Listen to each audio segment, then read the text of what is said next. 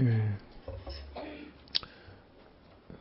현실의 부조리에 절망한 전도자는 미래의 소망을 두었습니다. 그것이 좋으면 좋은 것이다.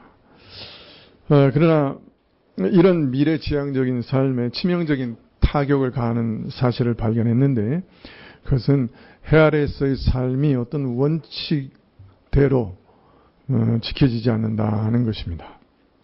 특히 의인이 그 의로움 때문에 망하고 악인이 100번 악을 행해서도 장수한 것을 보면서 참 소망이 무너지는 것이죠. 원칙대로 기대대로 무엇이 되지 않는 거예요. 희망을 가지려면 어떤 조건이 충족돼야 합니까? 미래에 대한 예측이 가능해야 되죠. 내가 이렇게 하면 이런 결과가 나올 것이다. 그 예측이 가능해야 돼요. 근데 이제 보니까 모든 게 다 뒤죽박죽이라. 악하게 산다고 해서 잘못되는 것도 아니고, 또 오히려 의롭게 살기 때문에 오히려 얻어맞고 죽기도 한단 말이에요. 그렇다면 미래지향적 삶 자체가 불가능한 거죠. 그래서 전도자가 자조적으로 하는 말이, 너무 지나치게 의롭지도 말고 너무 지혜롭지도 말고, 그러다가 어떤 꼴 나느냐, 기막힌 꼴 당한다. 그냥 깜짝 놀라게 된다. 망연자실하게 된다. 그러니까 뭐 너무 의롭지도 말고 너무 지혜롭게도 살지 마라. 그렇다고 또 너무 지나치게 악하게 살지도 마라.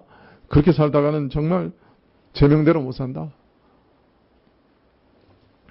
그래서 전도서 7장 18절에 너는 이것을 잡으며 저것을 놓지 마는 것이 좋으니 하나님을 경외하는 자는 이 모든 일에 벗어날 것임이라. 너무 의롭지도 말고 너무 지혜롭게 살지도 마라. 너무 악하게도 살지 마라.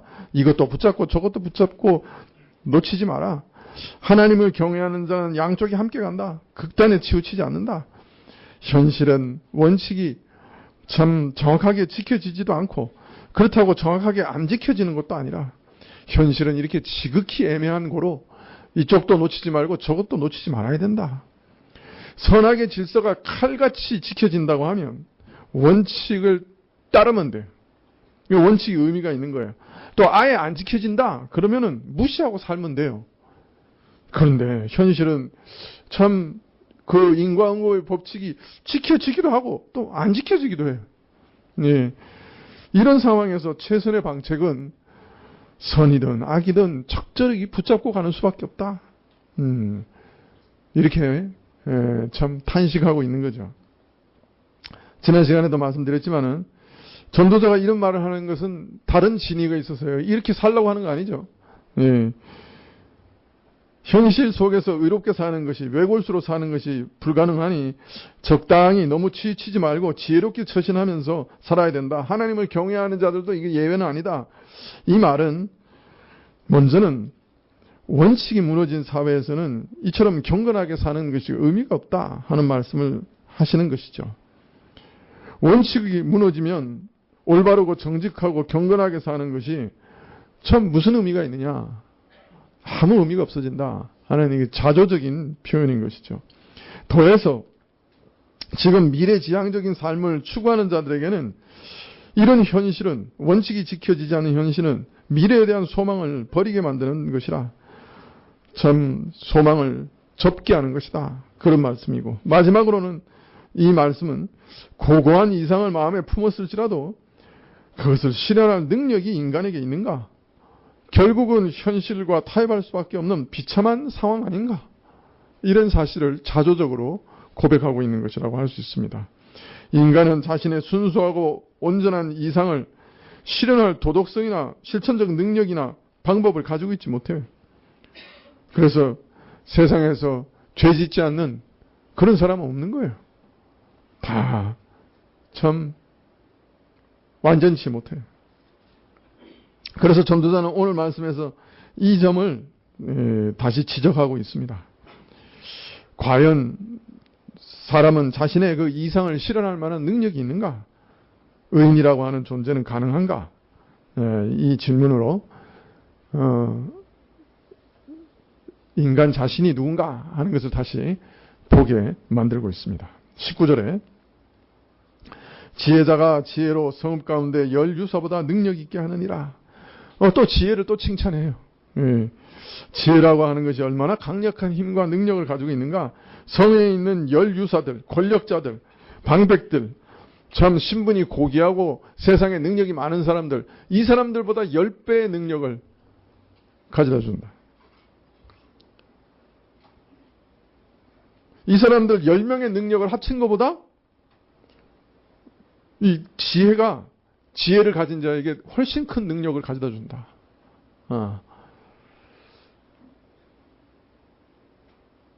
참 지혜라는 게 이런 거라는 거죠. 지혜라고 하는 게 장관 10명 모아놓은 것보다 낫대.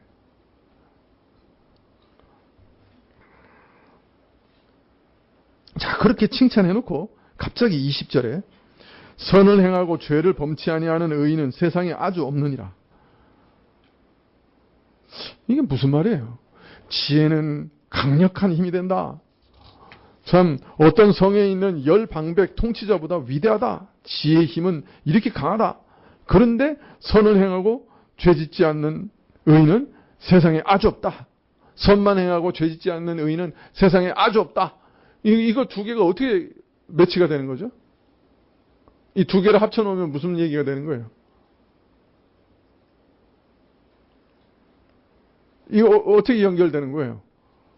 지혜는 이렇게 강력하다. 그런데 세상에 죄 안 짓는 사람 없다. 무슨 말이에요? 네? 지혜도 죄 짓지 못하는 것, 죄 짓지 못하게 하지는 못한다. 그렇게 강력한 지혜지만 인간으로 죄 짓게 하지는 못한다. 죄 짓지 않게 하지는 못한다. 죄를 방지할 수 없다. 인간이 가지고 있는 가장 큰 능력인 힘인 지혜라도 인간의 도덕적 이상을 실현하는 데는 별 도움을 주지 못한다. 지혜라는 것이 이렇게 강력하지만 인간으로 하여금 의롭게 살게 하지는 못한다. 이 세상에서 제일 지혜로운 사람이 누구였어요? 예? 성경에 솔로몬이죠. 그 솔로몬은 범죄 안 했어요? 마지막에 그죠? 말년에 그죠? 이방 여인들한테 유혹당해가지고 성전 맞은편에 이방 신전을 지은 사람이에요. 우상 신전을 지었어요.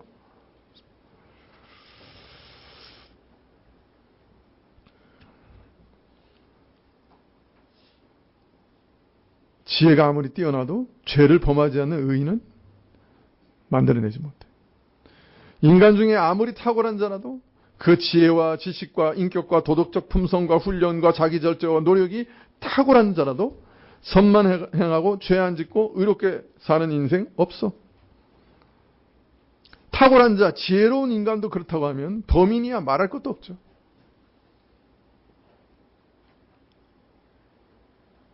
인간의 모든 지혜와 그 도덕적 품성과 그 처절한 노력도 완전한 의인이 되게 하지 못합니다. 이건 뭘 말하는 거예요? 인간의 근본적인 부패성을 그죠? 말하는 거죠. 인간의 도덕적 능력의 한계를 지적하고 있는 거죠. 자, 동시에 이 사실은 미래지향적인 삶을 추구하는 인간에게는 정말 치명적인 것이죠. 앞에서 인간이 폭력과 금권 앞에서 참 무너지는 연약성을 말씀하시면서 참 그래도 인간에게는 지혜가 있지 않느냐. 그 지혜에 미래의 소망을 두었는데 이제는 다시 그 도덕적 윤리적 무능력에 대해서 말씀하시면서 그 지혜도 그 사람 안에 있는 부패를 감당할 수 없더라. 지혜도 소용이 없더라 하고 지금 결론 내리고 있는 거예요. 앞에서는 인간의 부패성 때문에 소망이 없다. 그렇지만 지혜가 남아있으니까 혹 미래의 소망이 있지 않느냐 그렇게 얘기했는데 지금은 뭐라 그러는 거예요? 그 지혜도 인간의 부패 앞에서는 아무 소용 없더라. 이러면 이제 미래 소망은 다 없어지는 거죠. 도덕적 패배주의로 갈 수밖에 없는 거죠. 21절에 무릇 사람의 말을 들으려고 마음을 두지 말라. 염려컨대 내 종이 너를 저주하는 것을 들으리라.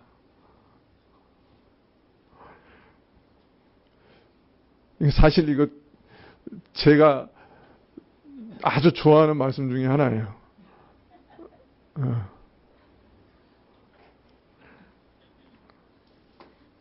자, 이제는 다른 사람이 내게 뭐라고 하는지 마음 쓰지 마라. 이제 남의 평판 신경 쓰는 거 접어둬라. 다른 사람이 내게 대해서 어떻게 평가하는지 신경 써봐야 결국 너를 가장 가까이 지켜보던 내 종이 너를 저주하는 소리를 듣게 될 거라. 여러분, 종은 통상 어떤 사람들입니까? 예?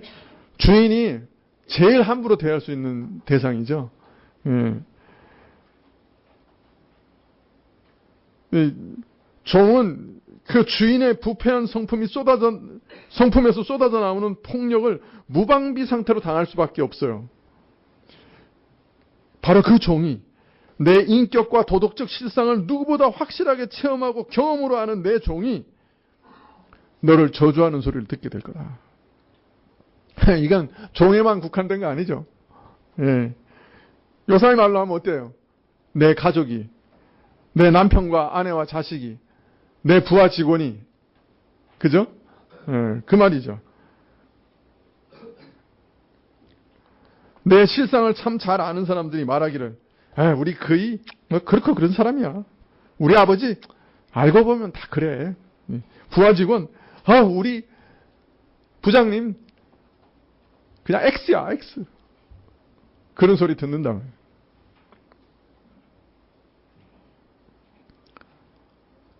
사람의 평판에 신경을 쓴다 할지라도 우리 자신의 도덕적 연약성으로 인해 별 좋은 소리 듣지 못한다는 거예요. 내 종이 저주하는 소리를 듣게 될 거다.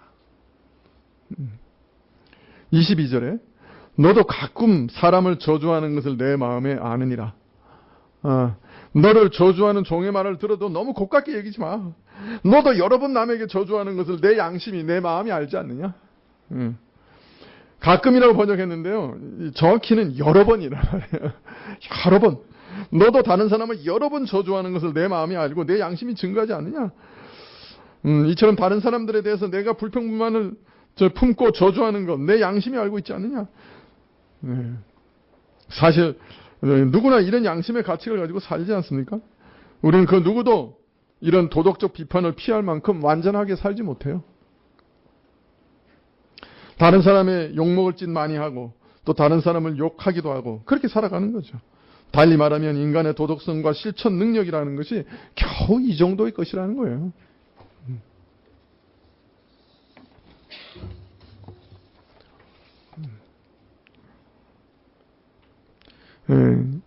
이 말씀처럼 우리가 사실 부패했기 때문에 우리 실상을 아는 사람들은, 특히 오랫동안 교제해 왔던 사람들은 그 사람들로부터 좋은 소리 듣기 힘들어요. 더하여 내가 혹 좋고 올바르다 할지라도, 물론 그럴 일은 없지만은 혹 올바르고 좋다 할지라도 평가하는 사람들 자신도 또 부패해 있어요. 그렇기 때문에 상대방을 옳게 보고 바르게 판단할 능력이 없어요. 그래서 제가 이 말씀 좋아한다니까. 제가 이 말씀을 늘 마음에 이렇게 뭐라 그러죠? 좌우명? 결심? 뭐 이런 데 늘 사용해요. 여러분, 제가 이렇게 결심했어요. 아주 젊은 시절에. 상대방의 목소리에 귀 기울이고 내가 고쳐야 할 것은 반드시 고쳐야 할 것이지만은 사람들의 평판에는 내가 귀를 닫겠다. 오직 하나님께서 나를 어떻게 보시는가? 그것에만 내 마음을 기울이겠다. 제가 그렇게 결심했어요. 제 자신이 부패한 사람이기 때문에 또 저 자신을 평가하는 사람들도 다 부패했기 때문에 올바른 평가라는 것이 나올 수가 없어요. 좋은 평가도 나오기 힘들어요. 좋은 평가가 혹 나왔다 하면 그것도 허상해요. 어떤 면에서는. 그러니 모든 사람들보다 참으로 평가하시고 중요하게 평가하시는 하나님의 평가를 바라보는 것이 올바른 거죠. 혹 하나님이 내 마음을 알아주시고 칭찬하신다고 하면 그것으로 족한 거죠. 혹 사람들이 알아주지 못한다 해도 그것에 마음에 쓰지 않는 거예요. 그게 그렇게 중요한 게 아니에요. 하나님이 정말 나를 어떻게 보시는가, 그게 진짜 중요한 거죠. 그래서 일평생 내가 정말 마음을 기울여야 하는 것은 하나님이 나를 어떻게 평가하시는 건가. 그것에 마음을 기울이겠다. 그렇게 결심했어요. 그래서 제가 속에서 늘 이 구절을 생각한다니까요. 너 다른 사람이 너에 대해서 무엇이라 하는지 너무 마음 쓰지 마라. 사람의 요구는 사실 무한대니 하나님도 원망하는 것이 사람이니 자기에게 잘해준 것은 속히 잊어버리고 잘못한 것은 늘 꼭꼭 씹어 기억하는 것이 사람이니 사람으로부터 좋은 소리 듣기보다 저주하는 소리 듣기 쉽다. 사람의 평판 너무 신경 쓰지 마라.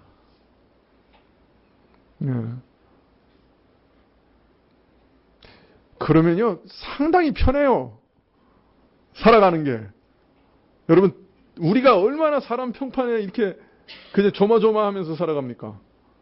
근데 제가 젊은 날 이 사실을 깨달은 다음부터 사실은 자유케 됐어요. 사람이 나를 어떻게 평가하는가? 거기서부터 자유케 됐다니까. 그리고 또 하나 결심한 게 있어요. 그건 뭐냐면 어떻게든 다른 사람들, 상대방의 좋은 점만 보도록 노력하겠다. 사실 신자들을 보면요.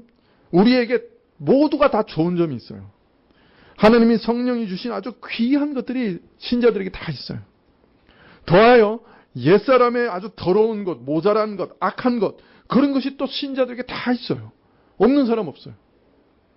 자, 그런데 옛사람의 것 가지고 내가 그 사람 보고 불평하고 미워하고 저주하면요. 끝이 없어요. 그 사람 죽을 때까지 그렇게 해야 돼. 왜? 죽을 때까지 완전하지 않거든. 죽을 때까지 옛사람 가지고 있거든.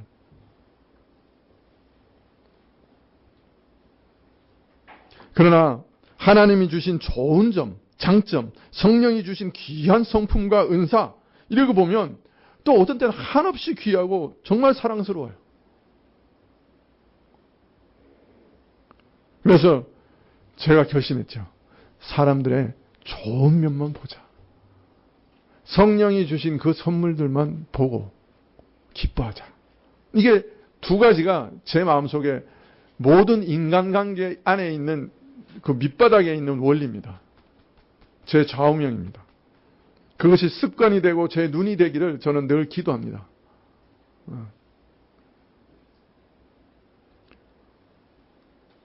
사람들과의 모든 관계에 있어서 이렇게 하려고 이런 마음으로 살려고 노력합니다. 여러분 다른 사람의 눈 너무 의식하지 마세요. 대부분은 저주의 소리를 들어요. 뭘 못해준다고. 왜 그러는지 모르겠다고. 그렇게 행동하는지 모르겠다고. 우리 목사님 설교가 이렇게 긴지 모르겠다.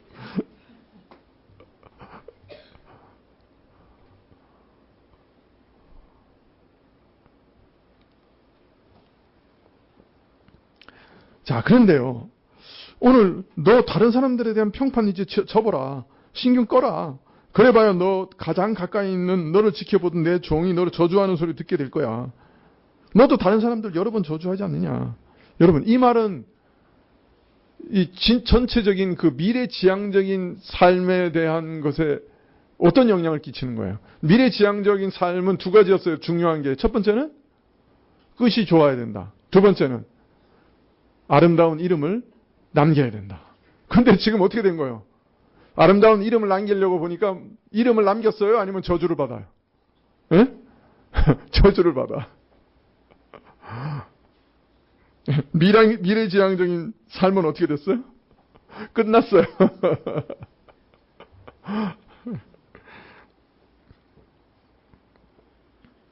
아름다운 이름을 위해, 명예를 남기기 위해서, 아름다운 평판을 남기기 위해서, 미래를 바라보면서 모든 것을 인내하고 모든 힘을 기울여 노력하는 사람에게 찬물을 끼얹는 거예요. 앞날이 변화가 있을까? 기대하고 끝이 좋으면 좋을 거야? 그랬는데 그것을 끝까지 이룰 수 있는 지혜가 꽝이야. 죄송합니다. 지혜가 엉망진창이야. 능력이 없어. 이름을 남겨야 돼. 사람들에게 좋은 평판을 남겨야 돼. 꽝이야. 왜? 이름 평판보다? 좋은 평판보다? 저주를 남기기 쉬워요. 역대 대통령들 가운데 욕 안 먹는 대통령 있나요? 저는 아직도 생생하게 기억하는데 그렇게 좋다고 막 하던 대통령 한 3년 지난 다음에 어떤 분이 그러는 거예요.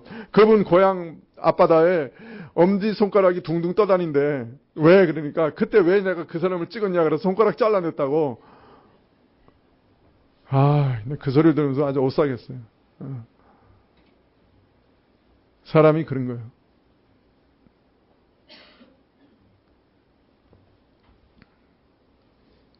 이제 미래지향적 삶 이제 다 포기하는 상황이 됐죠.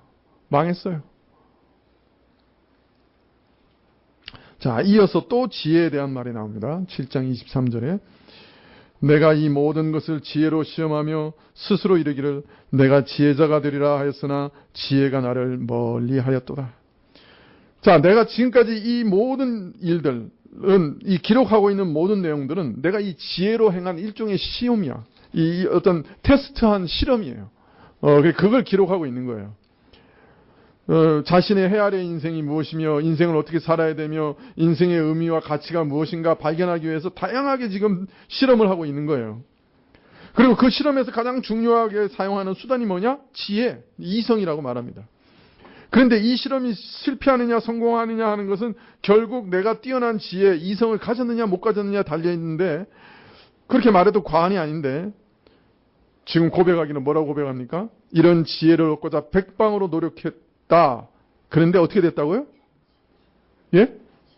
지혜가 나를 멀리해.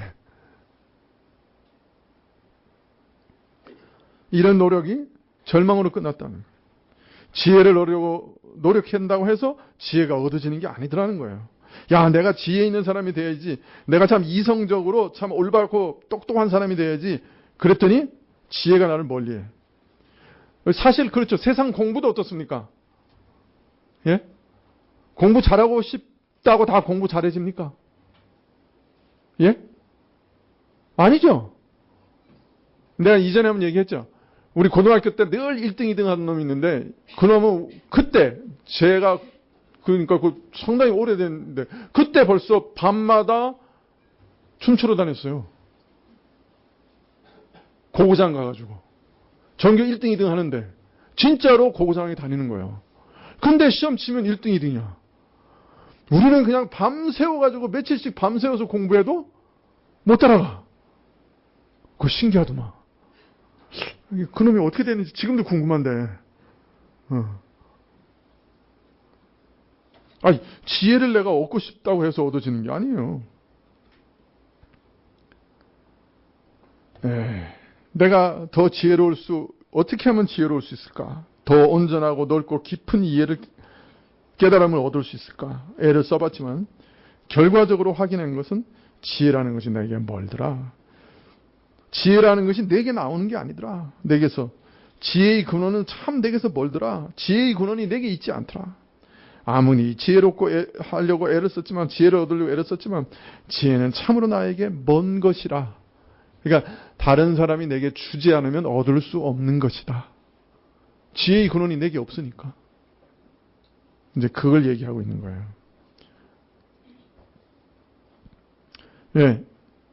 오늘 말씀을 마치면서 한 가지 사실 다시 한번 살펴보고 싶은 게 있는데요.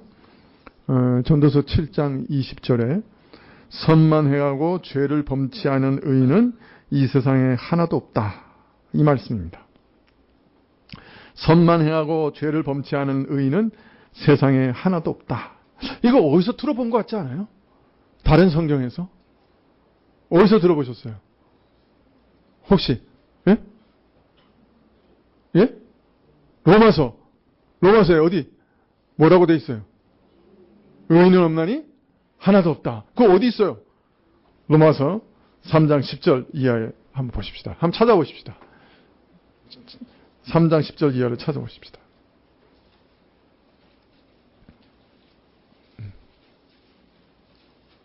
아, 그래도 탁 나오시네. 어디서 나왔는지. 그죠? 예, 좋습니다. 3장 10절 찾으셨어요?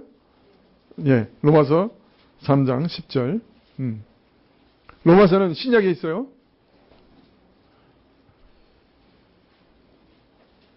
사도행전 뒤에 있어요. 예, 로마서 3장 10절. 예. 함께 읽어보실까요? 12절까지 시작.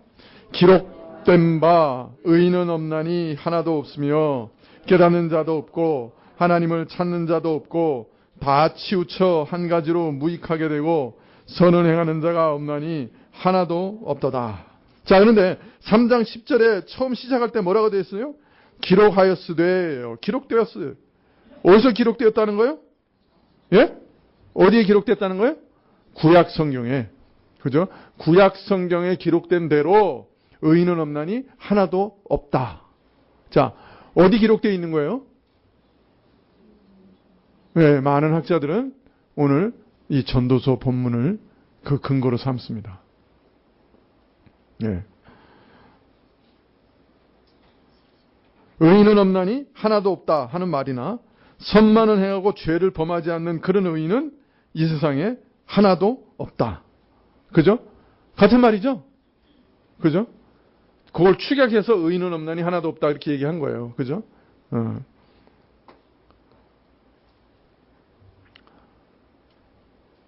모든 인간은 다 한 사람도 예외 없이 죄인이다. 자, 이어지는 11절, 로마서 3장 11절. 깨닫는 자도 없고 하나님을 찾는 자도 없고 다 치우쳐 한 가지로 무익하게 되고 선을 행하는 자가 없나니 하나도 없다. 이 말씀은 시편 14편 2절 이하에서 인용하신 말씀이에요. 시편 14편 2절 이하에 보면 여호와께서 하늘에서 인생을 굽어 살피사 지각이 있어 하나님을 찾는 자가 있는가 보려 하신즉 다 치우쳤으며 함께 더러운 자가 되고 선을 행하는 자가 없나니 하나도 없다. 그래서 시편 말씀을 인용한 거예요. 바울은 지금 의인은 하나도 없다라고 말함으로써 인간의 불의함을 지적하고 사람 중에는 단 한 사람의 예도 없이 다 죄인이다 하는 것을 아주 명백하게 공포하고 있습니다. 자, 그런데 오늘 인용한 전도서의 문맥을 보면 의인은 하나도 없다는 이 말씀을 하실 때 그 앞에 보면 앞뒤를 보면 인간의 그 지혜와 도덕적 품성과 그 노력에도 불구하고 모든 인간이 가진 힘에도 불구하고 죄 짓는 것을 아무도 막지 못한다. 완전한 의인은 없다. 인간의 근본적인 부패성을 드러내시는 말씀 가운데 이 말씀을 하고 있는 걸 알 수 있습니다. 인간의 도덕적 능력의 한계를 말하고 인간의 타락과 부패를 말하고 있는 거죠. 그 문맥 가운데 이 말씀을 하고 있는데 사실은 로마서도 바로 그 문맥에 그대로 이 문맥을 따라 얘기하고 있는 거예요. 1장 18절 이하부터 쭉 사람의 부패 이런 것들을 다 말했어요. 문흥까지 다 말한 다음에 이 말씀을 하고 계시는 거예요. 그러니까 같은 문맥이에요. 또 이어서 로마서 3장 11절에 깨닫는 자도 없고 하나님을 찾는 자도 없다 이렇게 얘기했는데요. 사실 이렇게 깨닫지 못하기 때문에 하나님을 찾는 자가 없는 거예요. 이 깨달음이 없기 때문에 하나님과 단절되고 하나님을 불신앙하게 되는 거예요. 그래서 부패한 나머지 쓸모없게 되고 단 한 사람도 무익하게 되고 단 한 사람도 선을 행하는 자가 없게 된 거예요. 즉 전도자 이것도 보면 같은 문맥이죠. 전도자도 지금 뭘 얘기하고 있어요? 지혜는 내게 멀다. 지혜가 내게 없어. 누가 줘야 돼. 즉 자기 아무리 깨닫고 싶어도 깨닫지를 못하는 거예요. 그런데 오늘 왜 의인이 없느냐? 로마서에도 말하는데 깨닫는 자가 없어서 그래. 지혜가 없어서 그래. 같은 문맥이에요.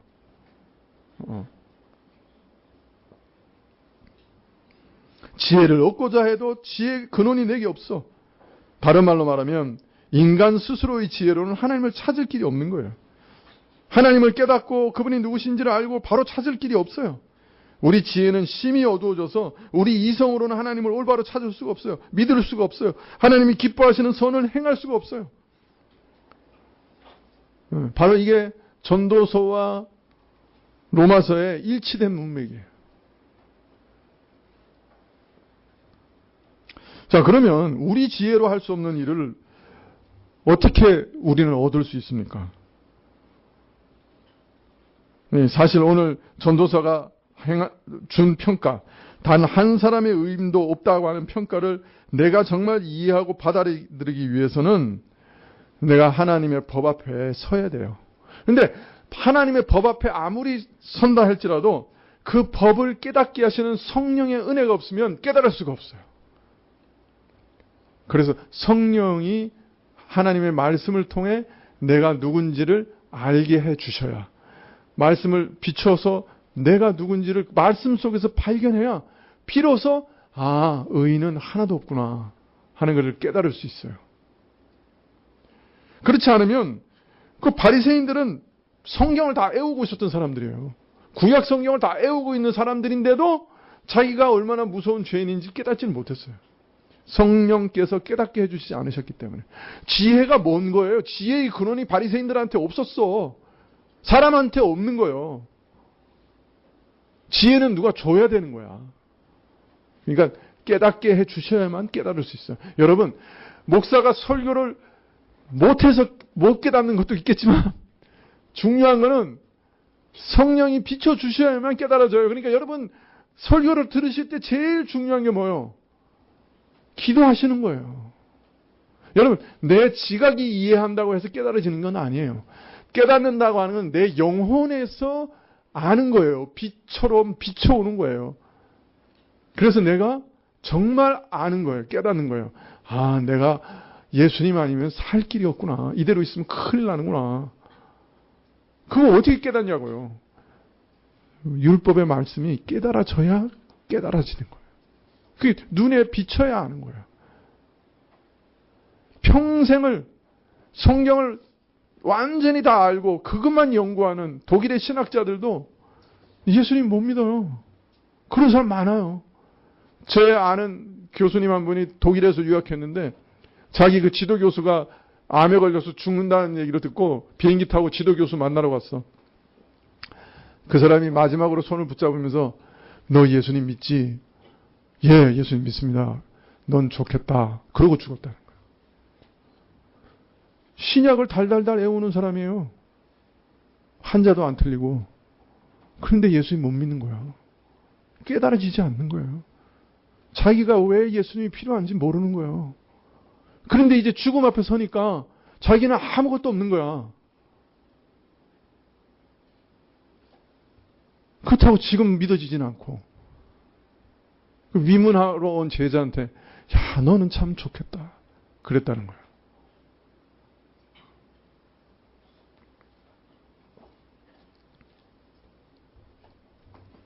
지혜가 우리 안에 있지 않아요. 근데 우리는 어떻게 믿었는지 믿잖아. 그거 참 신기하지.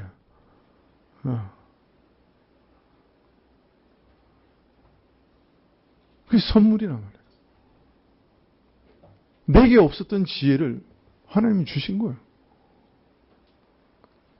안 믿어지면 구해야 돼. 믿음 달라고 구해야 된다. 그런 분 있을 거예요, 경험상. 아주 오랫동안 못 믿었는데 어느 날 갑자기 돌아보니까 믿어진 거예요. 그런 체험한 사람들도 있을 거예요.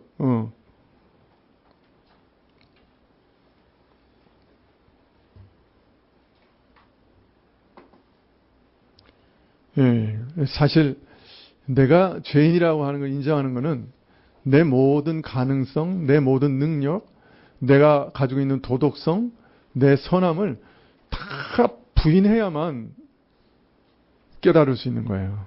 그걸 자기 부인이라고 그러잖아요. 자기 부인을 자기를 죽여야 되는데 그게 가능하겠어요?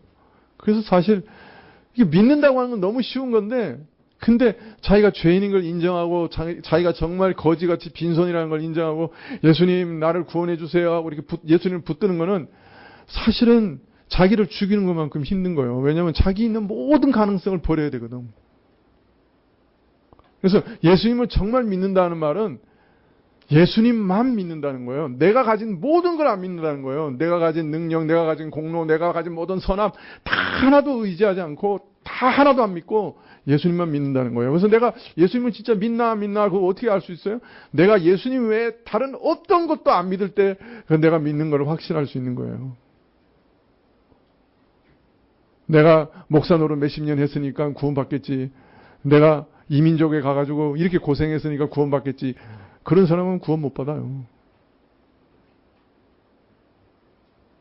내가 교회에서 이렇게 봉사하고 이렇게 교회 잘 다녔으니까 구원받겠지. 그런 사람은 구원 못 받아요. 왜? 예수님 믿는다 하는 말은 예수님 외에는 다른 거 아무것도 안 믿는다는 거예요. 그 어떤 것도 의지하지 않는다는 거예요. 다 잘라내는 거예요. 그래서 자기를 부인하고 십자가를 지고 나를 쫓으라. 예. 자기를 부인하는 것이 사실은 그 불가능해요. 내 속에서 얼마나 교만한데. 그래도 내가 내가 이렇게 설교하지만 그래도 내가 노력하면 죄 안 지을 수 있는데 그렇게 생각하는 사람 여기도 있을 거야 아직. 내가 조금 더 노력하면 되는데 내가 결심을 좀 안 해가지고 내가 지금 이런 죄 짓는 거지. 내가 결심을 좀 더 하면 될 텐데 이런 생각하는 사람이 있을지도 몰라요. 해보세요. 마음속에 있는 죄를 어떻게 갖다 버려요? 성령이 아니시면, 성령께서 내 마음을 바꾸지 않으시면 불가능한 거예요. 그것도.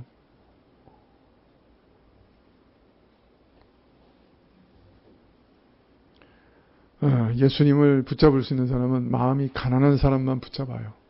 그래서 마태복음의 8복의 첫 번째 복이 뭐예요? 마음이 가난한 사람은 복이 있나니 천국이 저희 것이라. 여러분 삶에서 모든 고난과 고통과 어려움은 무엇 때문에 주어진 줄 아세요? 뭐 다른 이유가 있을지 몰라도 최고로 중요한 이유는 여러분 마음을 가난하게 만드는 거예요. 가난해야 우리가 예수님 붙들고 하나님 붙들어요. 부자가 왜 천국 가기 어려운지 아세요? 돈 의지하고 자기 가지고 있는 능력 의지하니까 가기 힘든 거예요. 아무것도 의지하지 말아야 돼요. 여러분 매일 살아가는데 여러분 뭘 의지하고 살아가는 거예요? 여러분 가진 거 의지하면서 살아갑니까? 전도사가 얘기하고 있잖아요. 가진 것 다 헛되다. 야, 너 그냥 눈으로 보는 거 외에 아무것도 더 좋은 거 없어. 그것도 언제 날아갈지 몰라. 왜 이 말 하고 있는 거예요? 우리를 자기를 부인하게 하기 위해서. 네가 얼마나 가난한지 좀 알아 하고 전도서가 지금 자꾸 쿡쿡 찌르는 거예요. 우리를. 선을 행하는 자, 그래서 의롭게 될 수 있는 자 단 한 명도 없다. 단언컨대 단 한 명도 없다. 자기의 모든 도덕성과 능력과 결심, 공로 다 버리고 의지하지 말고 자기 의를 1점도 의지하지 말고 예수님만 의지하세요. 예수님만 의지할 때 그분이 성령으로 도우시면 우리가 죄를 이길 수 있어요. 그렇지 않으면 죄를 이길 가능성이 없어요.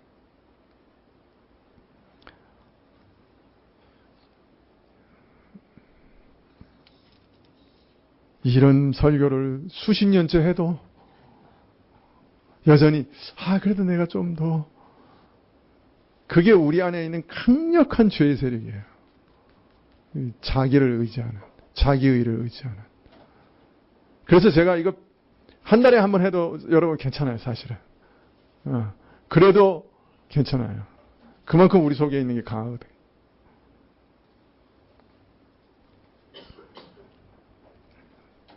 탁 잘라내십시오. 여러분 안에 있는 예수님 외에 있는 모든 것 탁 잘라내십시오.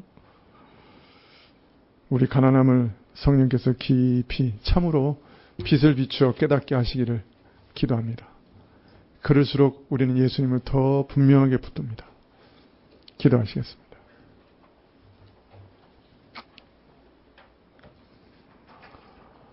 의인은 없나니 하나도 없다 하셨습니다.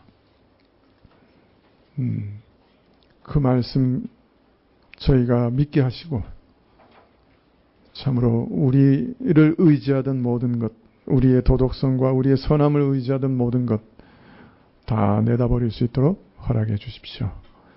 주님, 이 시간이라도 우리 자신이 누구인지 깨닫고 자신을 의지하는 모든 것을 버리고 예수님을 붙들게 해 주십시오. 나로 그 나라에 가게 하시고 그 나라에서 나를 기억해 주십시오. 예수님을 붙드는 자들 다 되게 해 주십시오. 예수님 이름으로 기도합나이다. 아멘.